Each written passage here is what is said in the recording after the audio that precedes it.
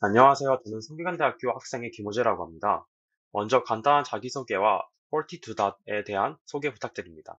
네, 안녕하세요. 저는 포지투닷에서 모빌리티 플랫폼 및 서비스 개발을 총괄해서 맡고 있는 임상석입니다. 그리고 이제 포티투닷에는 작년 말에 합류를 했고요. 포티투닷에 오기 전에는 이제 그 대기업들, 뭐 삼성전자 연구소, 뭐 SK 연구소, 그리고 NC소프트를 거쳐서 그 포티투닷 이전에는 그 스타트업인 컬리, 마켓 컬리를 운영하고 있는 컬리에서 대략 한 4년 반가량 근무를 했습니다.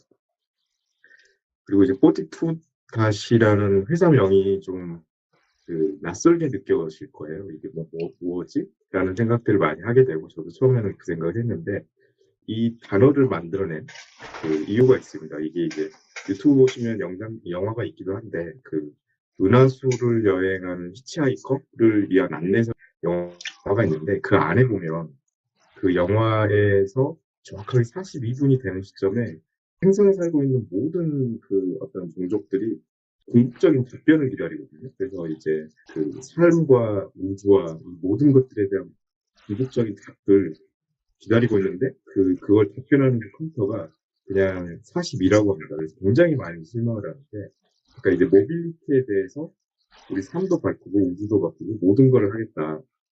그거에 대한 답을 만들어내겠다는 게 이제 사실이었고, 그 영화에서 이제 영감을 받아서 꼬리투다시라고 이야기하고 있고요. 근데 이제 저도 좀 뭐 대표님이나 이렇게 이야기를 해보니까 그 영화를 찍었던 사람, 감독은 꼬리투가 큰 의미는 없었다고 합니다. 실제로. 근데 이제 다양하게 해석이 되는데, 저희는 이제 그 공학자, 전산학자이기 때문에 그 꼬리투가 아스키 코드로 이제 와일드 카드이거든요. 그러다 네네. 보니까 와일드 카드 같은 경우에는 모든 게 매칭이 되잖아요. 그러다 보니까 이제 포리투닷의 의미는 그 자율주행 기반으로 모빌리티 기반, 자율주행 모빌리티 기반 이제 스마트 시티를 만드는 모든 기술들을 만들어내겠다라는 이제 비전을 설명하기 위해서 이제 포리투라는 이제 숫자가 들어가는 회사명을 가지고 있습니다. 좀 특이하죠. 어찌 보면 애플하고도 비슷할 것 같습니다. 애플하고 컴퓨터하고 무슨 관계지? 하듯이, 네. 음, 그래서 자율주행 기반으로 뭐 스마트 도시를 만들어내는 게 저희 궁극적인 목표이고, 그거에 대한 모든 기술을 갖춰나가는 거 해주시면 될 것 같습니다. 네, 감사합니다. 다음 질문입니다. 이번 인터뷰의 주제가 자율주행 기술을 통해 본 미래입니다.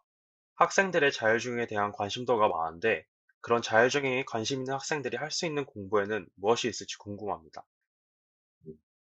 여기서 그 자율주행이 굉장히 여러 회사들이 있어요. 근데 이제 포리투닷을 중심으로 좀 소개를 드리고자 합니다. 그러니까 네. 이제 자율주행 기술은 사실상 하드웨어, 소프트웨어를 총괄하는 종합 예술 작품이거든요. 근데 이제 일상적으로 이제 좀 IT 기술을 아시는 분은 이제 딱 알고리즘, 머신러닝만 생각하실 수 있는데, 이 자율주행 기술이라는 거는 하드웨어, 소프트웨어가 종합된 예술 작품이다라고 보셔야 되고, 이제 왜 이러냐면 이제 자율주행 하면은 뭐 인공지능 머신러닝이 당연히 주요 코어 기술 중에 하나로 있고요. 그리고 이제 포리스닥 같은 경우에는 자율주행용 차량을 직접 제작을 합니다. 직접 제작하고 있고, 이것의 두뇌라고 부를 수 있는 그 컴퓨터 비전이라든가 이런 거 알고리즘을 돌릴 수 있는 고성능 인베디드 시스템 보드를 직접 또 제작을 하고요. 그럼 보드가 만들어지면 저희는 그걸 운영하는 운영체제, 이제 리눅스 기반의 운영체제도 저희가 직접 다 올리는 작업을 하고 있습니다.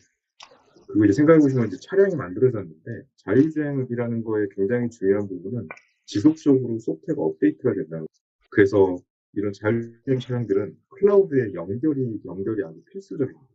아주 필수적이고, 이렇기 때문에 개발하기에 이제 클라우드 연결 소프트웨어도 저희가 다 개발을 하고 있고요. 또 이제 저희가 이제 스마트폰과는 다르게 사람의 어떤 생명, 운전하다가 이거는 도로에서 죽을 수 있잖아요. 스마트폰 같은 경우에는 이제 뭐 내가 즐기는 엔터테인먼트고 가끔 죽더라도 통화가 안 되거나 인터넷이 끊기지만, 뭔가 오류가 발생하게 되면 자율주행 차량이 도로에서 이제 사람 생명을 위협할 수가 있습니다. 그래서 굉장히 높은 수준의 시스템이 필요하고, 이런 보안 솔루션도 전부 다 내재화해서 저희는 자체적으로 개발을 하고 있습니다. 그리고 이제 또 생각해 보시면 자율주행 알고리즘이라는 게 있지만, 이게 운전을 실제 하려면 카메라 영상뿐만 아니라 이건 내비게이션하고 연결이 돼 있어야 되잖아요. 목적지를 찾아가야 되기 때문에. 자율주행 알고리즘 스스로 목적지를 알아낼 수 없죠. 사용자가 목적지를 알려주면 그 내비게이션 정보와 통합이 돼서 실제 운전을 해야 되잖아요. 저희라도. 내비게이션과 맵 기술도 저희는 다루고 있고요.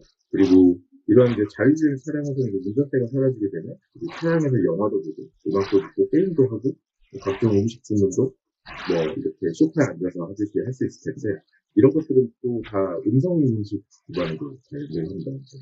이거 뭔가 타이핑하거나 그렇게 하지 않고 차량 내에서 음성 인식 기반으로 또 서비스가 연결이 돼야 돼서 이게 지금 제가 나열한 기술이 굉장히 광범위하죠. 지금 폴스단이 추구하고 있는 거는 이런 면에서 이런 기술의 총합을 만들어내면서 목표이고 폴스단이 이 정기술 영역에서 하고 있고 아주 이해하기 쉽게로는 테슬라라는 자동차가 있는데 테슬라라는 자동차는 이 모든 것들을 하고 있고 클라우드에 연결이 되어 있습니다.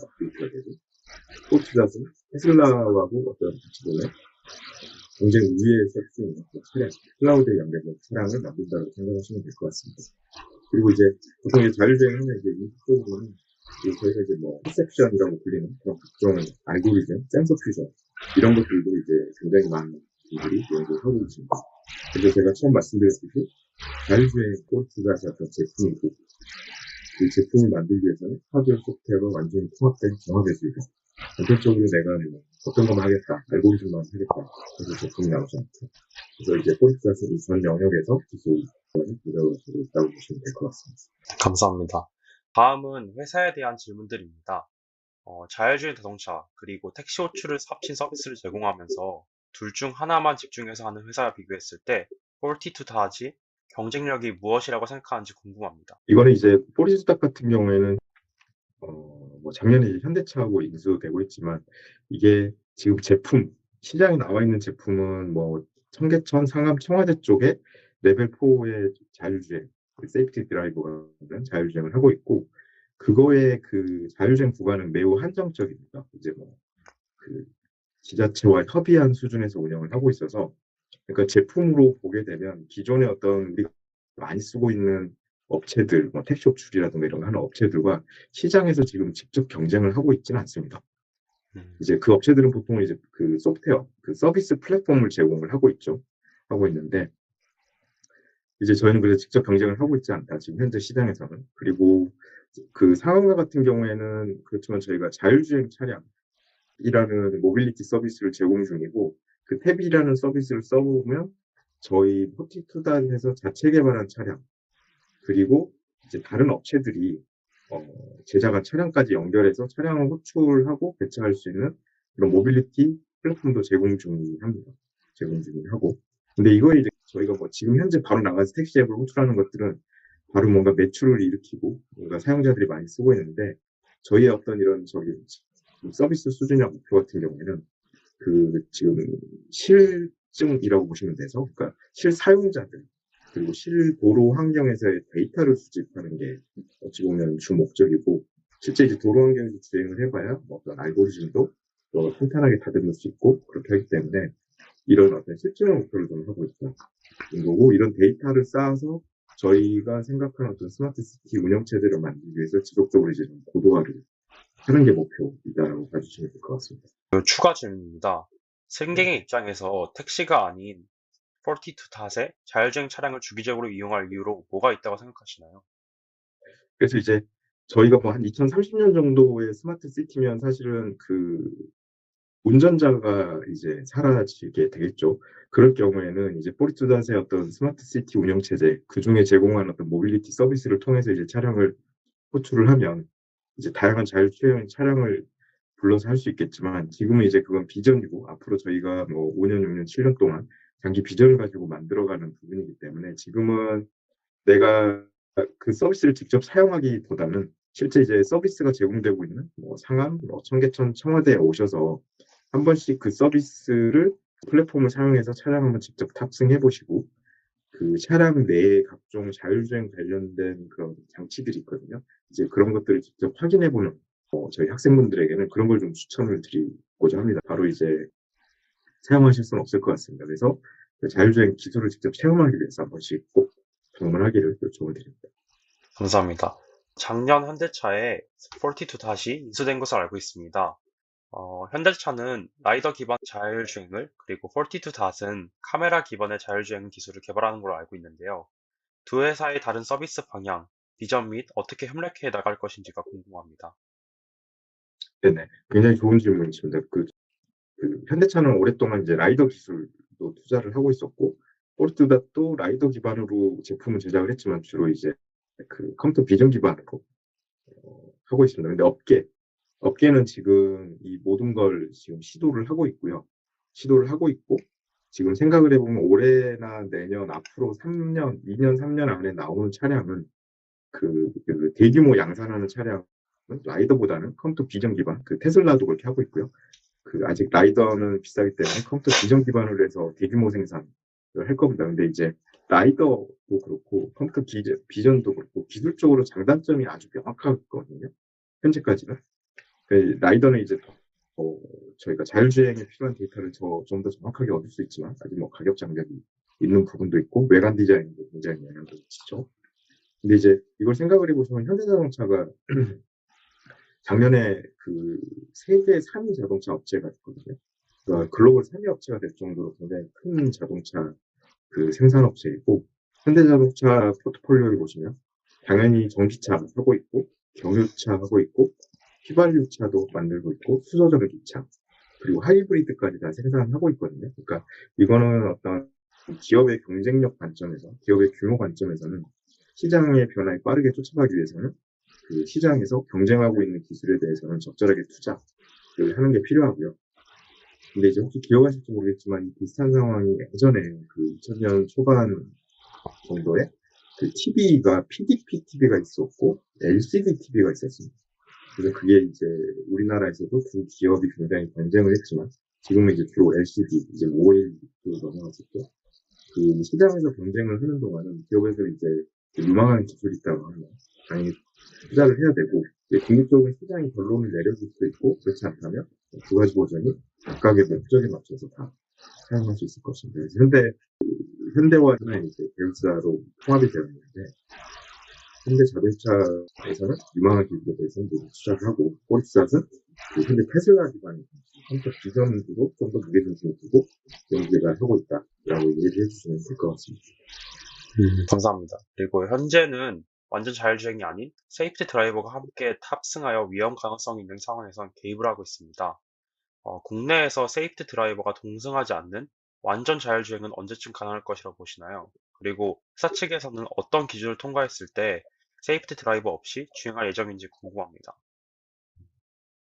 이 부분이 저희가 이제 자율주행 레벨이 L1부터 L5까지 있는데, 이제 L5라는 게 되면 이제 차량이 정말 운전대가 없는 거거든요. 그러니까 아예 인간의 개입이 모든 상황에서 필요 없어지는 단계입니다. 근데 이제 현재 지금 운행 중인 차량에 세이프티 드라이버가 있을 수밖에 없는 이유는